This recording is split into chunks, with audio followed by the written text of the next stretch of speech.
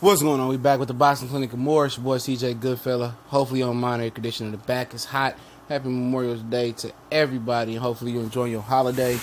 We here talking about Jarrett Swift Jarrett Hurd, and that's the homie. But like I say, man, I'm not biased. Anybody can get it.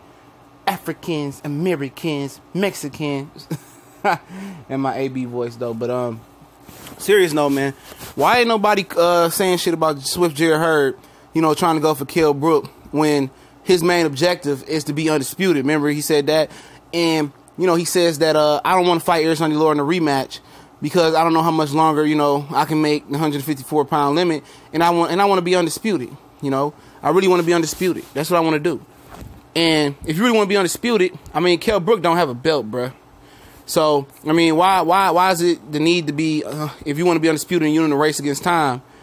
And as you said about not having to fight Jarrett in a rematch, that you ducking Jermell Charlo. And that just that tell you something. As soon as he won that belt from Lara, he said, "Oh, it's a business, man. You know, this thing about Charlo a business. You know, it's a business. Now they gotta recognize I'm the A side. Yeah, you the A side. I mean, I won't even argue that. I mean, you the #1 junior middleweight in the world because you got those opportunities that he didn't. You know, you took advantage of taking Jarrett Lara. You know, he didn't want to really fight Jarrett Lara because, you know, his brother told him that, you know, Lara and all of them is still family. Their kids play together. And his brother didn't want to see it happen because they all used to train together and they still a tight-knit family. So, you know, he was a little bit reluctant to fight Lara. So Lara went to fight Swift Jarrett Hurd. And, you know, he got beat. You know, fair, square biz. You know, but at the end of the day, I mean, I'm just tired of boxing, you know, marinating fights, man. That shit is for the birds. You know, it seemed like Pacquiao and Mayweather, you know, made it the platinum standard to marinate these fights and let them build up. But they got to recognize that shit was all, that shit, it lasted out like that because Bob Arum wasn't ready to put his cash cow Pacquiao in there with Mayweather because he knew it was going to happen the whole time. Bob Arum, he ain't a fucking retard. He knows boxing, you know. He knows boxing and a lot more people believe, you know what I'm saying? But, you know, at the same time, you know, like I said, man, nobody is calling Swift Jarrett Hurd out for this blatant duck of Jermell Charlo. I mean, at the end of the day, he's trying to fight a guy that don't have a belt.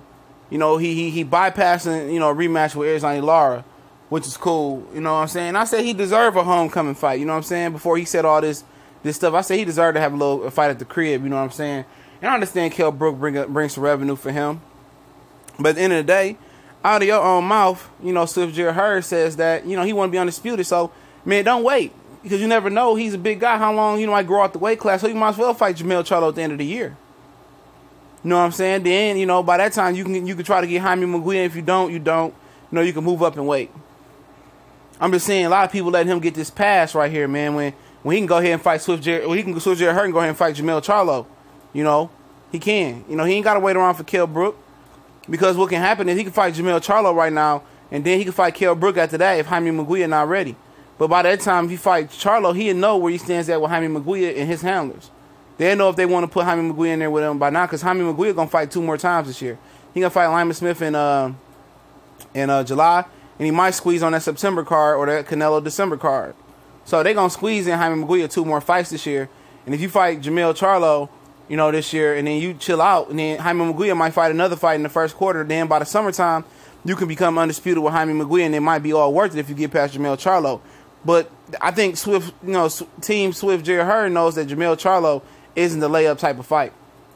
They know what that brother built up. You know what I'm saying? He can punch. He fast. He physically strong. I'm not saying that Charlo would most definitely win that fight. You know, well, I'm not saying that Swift Hurd most definitely would win that fight, but I mean, why continue to put this fight in the time capsule when you can make it happen right now in this fall? You can have a big fight this fall. You can make that happen. But why ain't more fans, you know, up on game on this, man? You know, as soon as he won that belt, he started acting with a business mentality, and that's fine and cool.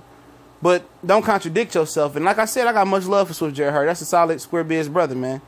But you got to call the BS out for the BS, man. No matter who he is, and the BS is this: you told Jarrett Lara that he wasn't, you know, you didn't want to waste time with a rematch with him because you want to race between time and try to become undisputed while you can still make the 154-pound limit. I'm paraphrasing there. That's basically what he said. But you want to go chase Kell Brook, who don't even have a belt. So if you about belts, you about undisputed, right now you want to be trying to get Jermell, Charlo, or Jaime Munguia in the ring. You want to be trying to do that right now. You know, ain't no point to keep putting the Jermell, Charlo fight off, and then it get to the point where you can't make the weight one day, and you gonna say, man, I can't make the weight. I'm gonna go ahead and move up to 160, or you know, I want to be able to make this extra 6 pounds, and I want to eat a little bit more. You know, I feel weak and I feel frail at the 154-pound limit, because that's what happened to, you know, Jermell Charlo, big brother. He was weight drained. You know what I'm saying? So one day, you know, you might just wake up and you might just can't make the weight no more. So don't take that for granted. You know, make a good fight while you can make a good fight right now, because, you know, at 160, Swift Jarrett Hurd going to have a lot of problems in the style that he fights. He going to have a lot of problems there. But like I said, man, you know, boxing is turning too much of a business. These new innovators and these new white collars in boxing, it's too much of a business now, man. You got Swiss bankers getting in boxing. You got, you know, businessmen, financial advisors getting in boxing. They making the sport soft. They making these fighters, you know, gun shy about getting in that ring. You know, they overpaying these guys for mediocre product, man. You know, and it needs to be said, and it needs to be spoken on, man, that this dude is bull jobbing around and trying to duck that Charlo fight right now. And I can see him right now. I can't make the weight, so, you know, I'm going to go ahead and move on to 160. And then we missed another great opportunity for another potential great fight. Kell Brook shouldn't even be in this equation right now. You know what I'm saying? It should be him and Jermell this fall or summer, whatever they want to do it, probably this fall, since Jermell fighting in a couple weeks. And then the winner could see what Jaime Munguia talking about. Jaime Munguia saying I might want to fit one more fight in there. And then the winner could fight Kell Brook if they want to. But Kell Brook don't do shit for Swift Jarrett Hurd or neither Jermell Charlo. But give them a payday. And if they chasing paydays and before undisputed, then, you know, for both of them, it's a contradiction. They lying. Just say I want money then over the legacy undisputed fight or over unifying, and I'll be fine with it. You know what I'm saying? Say I just want the money.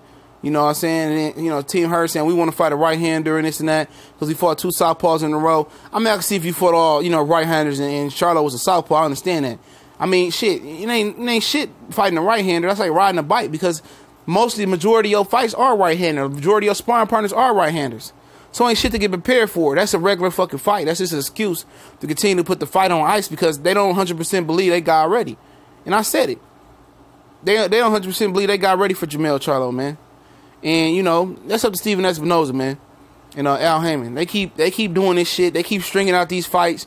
You know, it took Danny and Sean for a whole fucking year to happen. And this fight might string out for a whole year. We might not even see this fight until 160 potentially. Because one of these big motherfuckers might grow out of the weight class like that.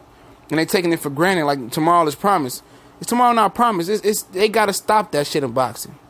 Letting these fights marinate and sit on chill for so long. Make these fights while these guys are in their prime. You know, while they seem to be unbeatable, while there's no blueprint to beat some of these guys, and while they dominant. That's how you build, you know, the building blocks to being a good superstar in boxing. Not fighting these gimme fights and fighting these fights versus lesser competition. Fighting these good fights while you're in the prime so fans will have something to remember. You know, before you know it, they're going to be fighting and they both going to be out of their prime and out of their physical peak condition. But you know what it is, man. It's TBC and more. We gone.